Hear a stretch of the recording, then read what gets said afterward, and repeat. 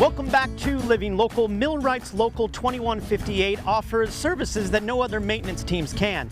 They're a hands-on, hardworking organization that are there to get the job done. And here to tell us all about becoming a millwright is Millwright training instructor Jerame Stevens in this segment, sponsored by Millwright Local 2158 and Mid-American Regional Council. Hey man, how are you? I'm fantastic. I'm so thrilled to be here and to talk to you a little bit more about what Millwright is, because I am probably in the majority here where I'm not quite sure what you do, but from what I'm learning, it's super important. So thank you. Yeah man, let's just start from the beginning.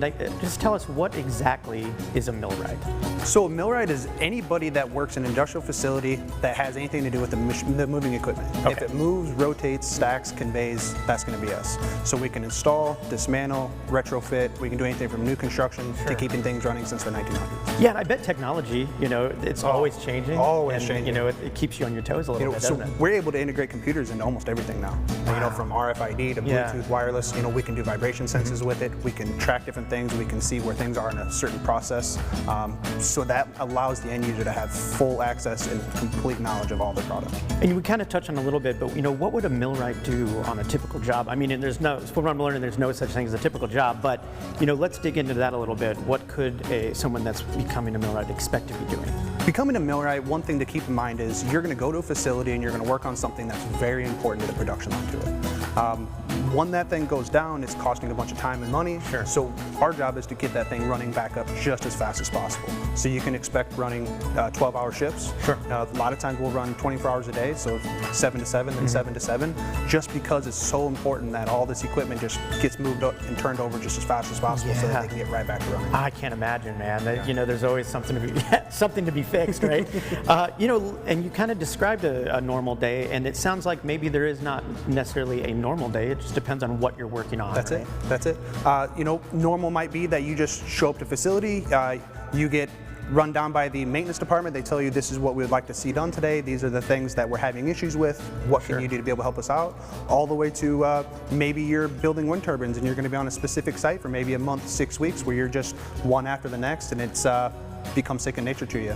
Yeah. It could also go right from that windmill to power generation. Yeah, it makes you guys extremely busy and extremely necessary, it sounds like. Yeah. And what kind of qualities do you need to become a millwright? Because I know that it seems probably on the surface that you need a lot of math, a lot of science, things like that, but that's not necessarily true. Not at all. So what we pride ourselves on is being able to take an individual that has no clue what a millwright is the day before they walked in, to having them be some of the highest, most successful people in the field when they leave 4 short years later. Yeah. All we really ask is that you try, you show up. We want you to be able to put forth the effort, and we have some of the most top-notch, world-class instructors here, able to train any individual with any issues that they're having. You might have one individual that's not as strong in math. We have fantastic math instructors that will be able to bring you up and into that par. So every person that leaves here is of the top notch. And I imagine you've seen some just crazy success stories too, and that must be really rewarding for you as an instructor to see.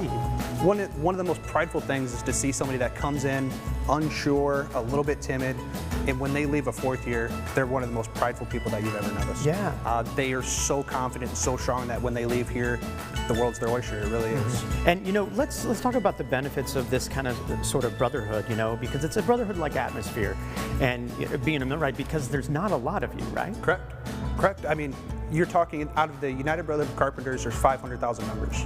Of those members, 35,000 of them are millwrights. Wow. So we're very tight. One thing that I've always been able to say is you can show up on a job Monday morning not knowing anybody, and by noon on Monday, you're talking to each other like you grew up together. I love that. Everybody is combined within the exact same goal that they have. Everybody's oriented. They all know that where the job needs to take them, and it's just one person helping another, whether they're from California working with somebody from Florida or just Iowa, Illinois. But they all know that at the end of the day, this product needs to go through. And so end users feel comfortable being able to hire our millwrights to be able to do some of the most the hardest jobs that there are. Of course. Now, if somebody was interested in becoming a millwright, what does that process look like, and what do they need to do? So to be a millwright, you just have to have a high school diploma, GED. Okay. And then contact us. You can contact us through our website. You can call the front office. You can call the local as far as the business side of it. And we can get you all the information that you need. We have online signups. We have in-person signups. We have people standing by to just be able to answer any questions that you might be able to have to help move you into that situation.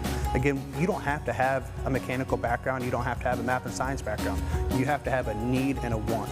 We always say, if you don't quit on us, we'll never quit on you. I love that. That's a great quote for just life in general, man.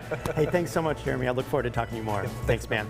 Again, this segment was sponsored by Millwright Local 2158 and Mid-American Regional Council. For more information, you can visit mactc.org. We'll have all those details posted at ourquadcities.com.